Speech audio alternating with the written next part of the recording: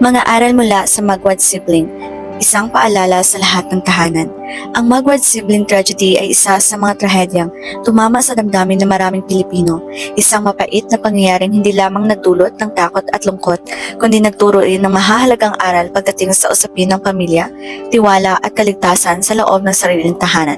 Sa likod ng malagim na kwento ng magkapatid na Magwad, narito ang ilang mga aral na dapat nating isaisip bilang mga individual, magulang o tagapangalaga. Hindi lahat ng inaakay ay handang magtiwala at magbukas.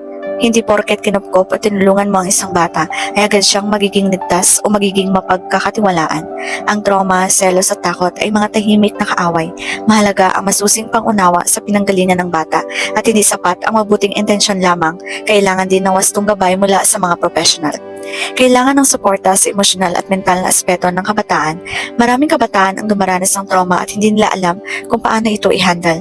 Sa halip na makahanap ng lunas, may mga pagkakataong ito ay nauuwi sa galit, inggit o paninira.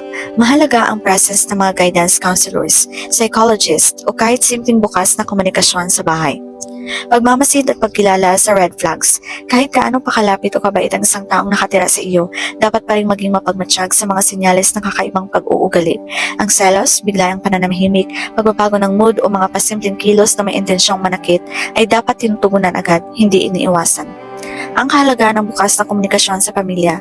Kung may nararamdaman ka ba o pag-aalinlangan ng isang miyembro ng pamilya, dapat itong nailalabas agad. Hindi dapat kinikimkim ang mga hinala, lalo na kung ito ay may kinalaman sa kaligtasan.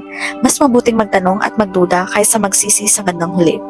Hindi lahat ng tahanan ay ligtas. Kung walang pagtutok ang isang bahay ay hindi magiging tahanan.